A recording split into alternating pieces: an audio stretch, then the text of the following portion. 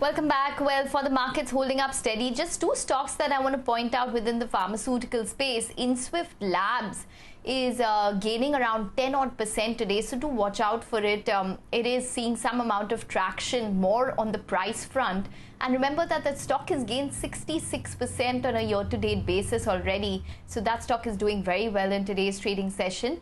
And the other one that I'm tracking is Gland Pharma, which is actually doing quite well. It's up around 3% at this point. It's gained around 50% on a year-to-date basis. Remember that it was in focus, especially because after the news of Aurobindo, in fact, hiving off its injectables business into an arm. So a lot of focus came into pure play injectable companies, and Gland Pharma is one of them.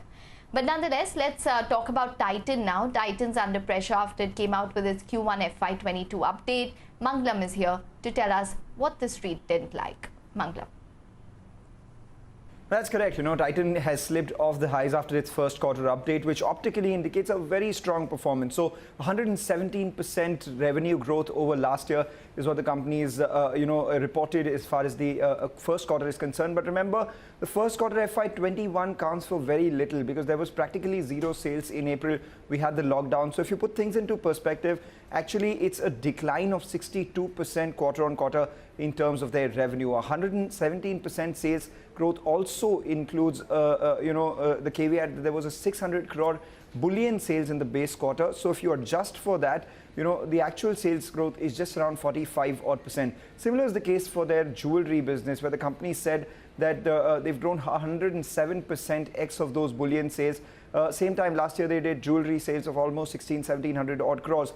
Remove that 600 crores of bullion sales, it's actually a sales growth of just around 37%, which again, if you compare it to the fourth quarter, which is quarter on quarter, it's a decline of 62 odd %. So that's telling you that definitely there has been an impact of the second wave of COVID on their business. But there are a few straws to clutch on as well.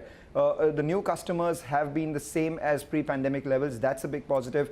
90% of their stores are now open, and June 2021 was actually slightly better than June 2020. So those are a few positives. But all of that comes at a price. Titan very close to its record high, trading at around 72, 73 times FY23 earnings. So maybe a lot of the positives are priced in, which is why the stock has slipped. Mangalam, thanks very much. That is Titan. Sobha is also the other stock which is surging in trade after a strong first quarter business update. Sonal is here to take us through what the company said. Stock up 4.5 from the opening highs. It's off, but still going strong. Sonal.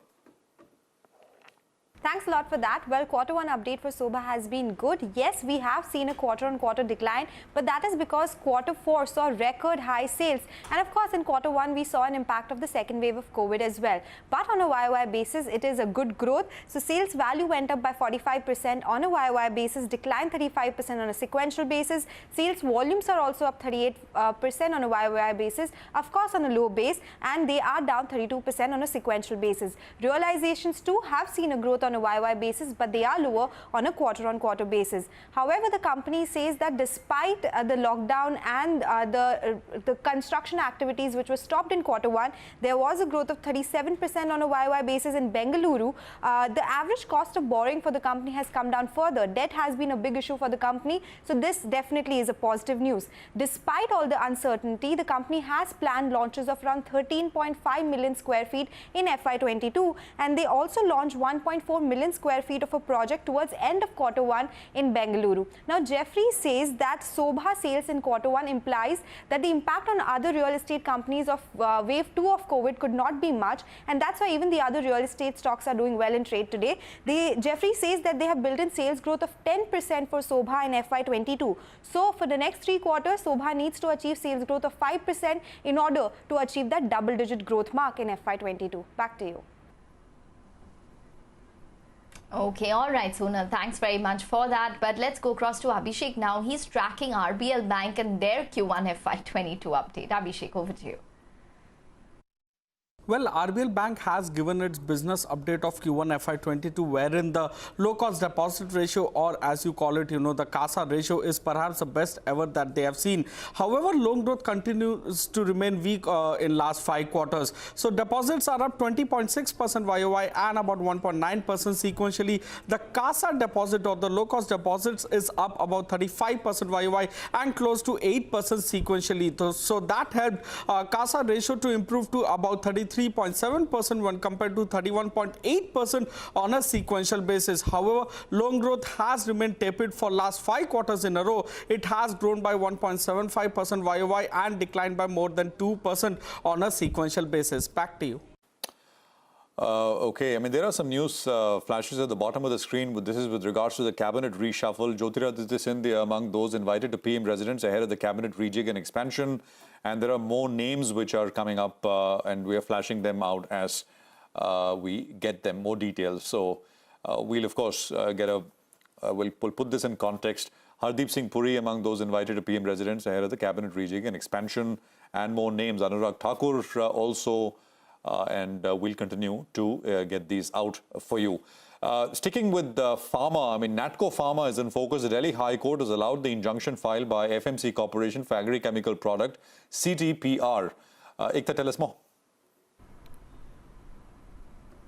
Well, yes, the Delhi High Court has orally pronounced the judgment in the interim injunction application by FMC Corp on agrochemical CTPR.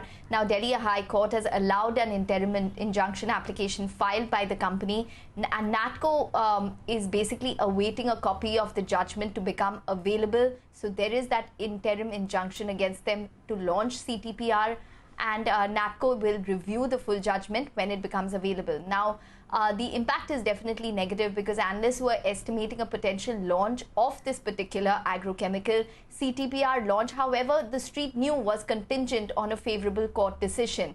Now, Natco, remember, has built up inventory on a possible launch of this particular drug and that or agrochemical, and that's where it becomes critical because now the street will watch for possible write-offs on this inventory build-up if in case there is no launch in the near future.